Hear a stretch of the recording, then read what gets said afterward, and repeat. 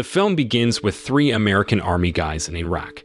At that time, they're there to handle a dangerous bomb. Their names are Sanborn, Eldridge, and Thompson. Thompson is the main man in charge, especially when it comes to dealing with the bombs. And for Sanborn and Eldridge, they're his backup. So, first, they tried to use a robot to deal with the bomb.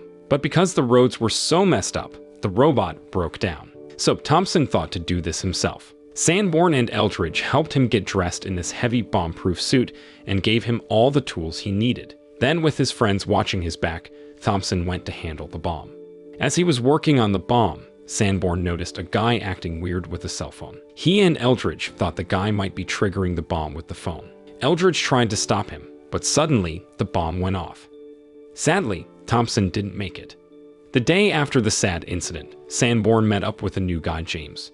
James was going to step in for Thompson in the bomb squad.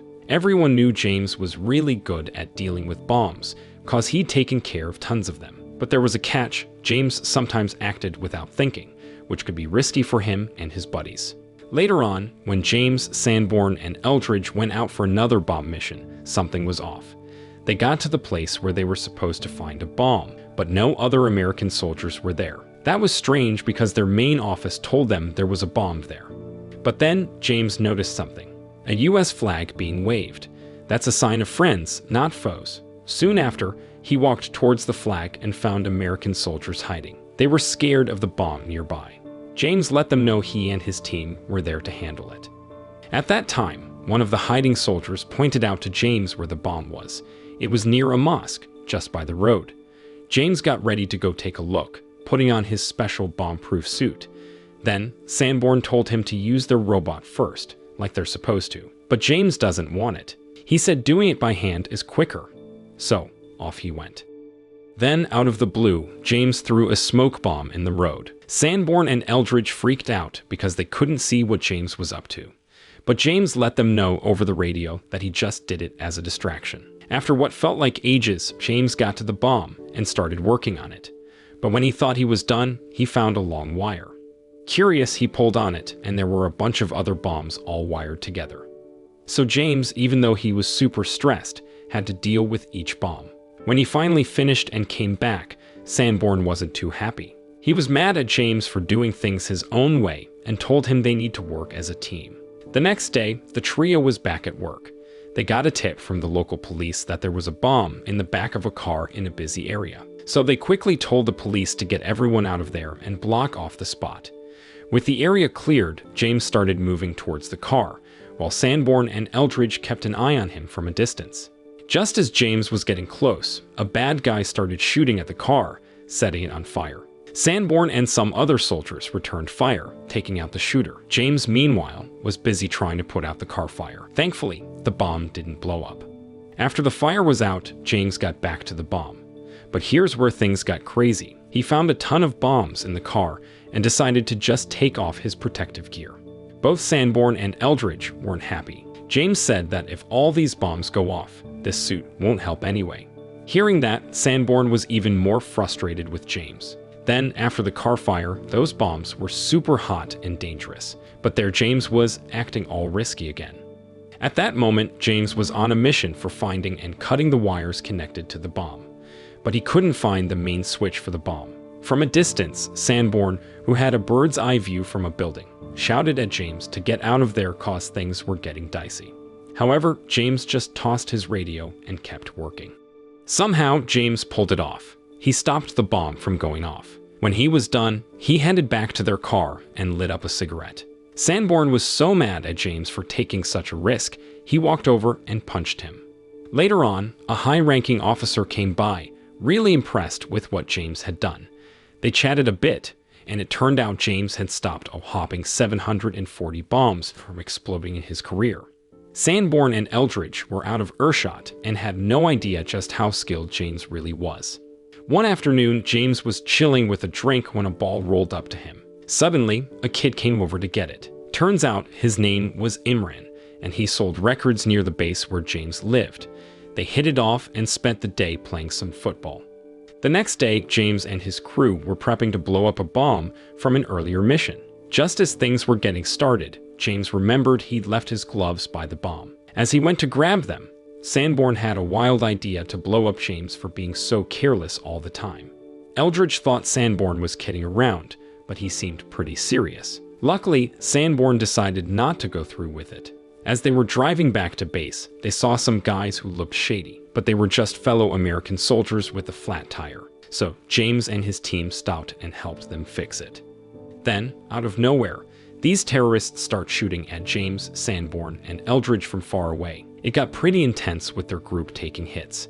But then Sanborn, being a quick thinker, grabbed a sniper rifle from one of their mates. Things had been a bit rocky between the three guys, but now they really needed to stick together against these enemy snipers.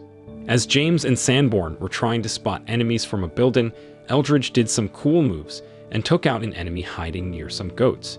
After what felt like forever in this sniper face-off, the trio managed to beat all the bad guys. At night, they all just wanted to chill. So they did, with some drinks, sharing fun stories about their past. It was a good bonding moment. The next morning, they were all set and ready for their next mission. This time, James, Sanborn, and Eldridge had to check out a building. The bad guys were using it to keep their bombs. They started looking around room by room, but in one room, James found something heartbreaking. It was Imran, and he wasn't alive. The worst thing is the terrorists had put a bomb inside him. At that moment, James was super upset. Sanborn tried to remind him to stay on track, but James couldn't just leave Imran like that. He decided to get the bomb out. He told his buddies to wait outside while he handled it.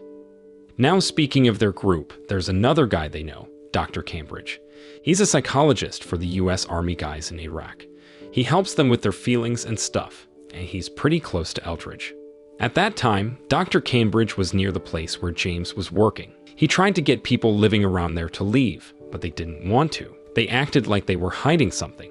At the same time, James came out carrying Imran's body, and for Dr. Cambridge was having a hard time with the locals.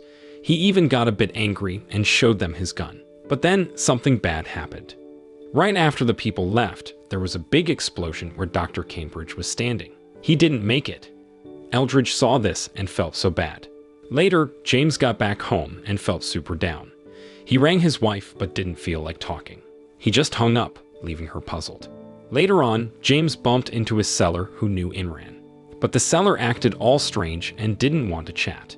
James wanted answers, so he hopped into the man's car and kind of forced him to drive to what he said was Imran's place. When they got there, James sneaked in, thinking bad guys who hurt Imran were there. But he got it all wrong.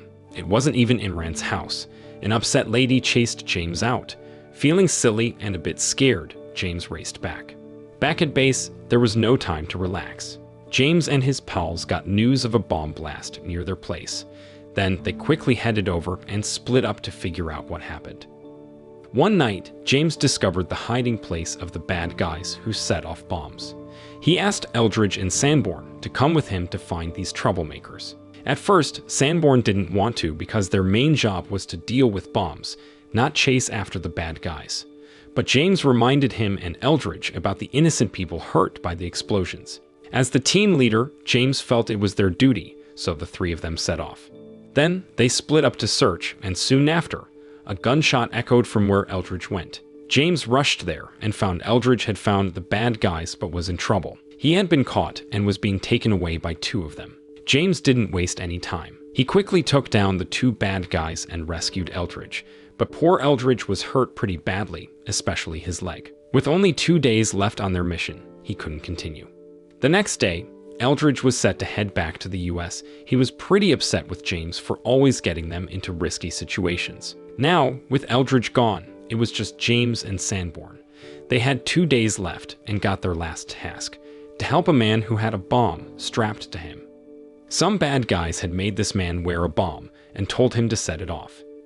The man, scared out of his mind, asked the US soldiers for help. James went straight to him. He told the man to kneel and touch his head, checking him out. Realizing how tricky the bomb was, he called Sanborn over to get some tools and help out. The worst part is the timer on the bomb showed they had only 2 minutes left. Fortunately, James quickly understood they wouldn't be able to stop it in time. He told Sanborn to run, promising to be right behind him. The next thing James did was try to cut a padlock tying the man down. But things got more complicated when he saw there were too many locks to open quickly. Sadly, James had to tell the man he couldn't help him. The bomb went off, and while the man didn't make it, James was thrown aside but survived. After that intense situation, James and Sanborn's time in Baghdad was up. They made it back home safe. Since then, James tried to live a normal life for a bit. But deep inside, he felt he was meant to be a soldier, especially in the bomb squad. In the end, James chose to go back to the dangerous world of the battlefield, leaving his family behind. The film ends. The moral lesson from this film is if you're really good at defusing bombs, it's okay to be reckless and break the rules because you'll always come out on top.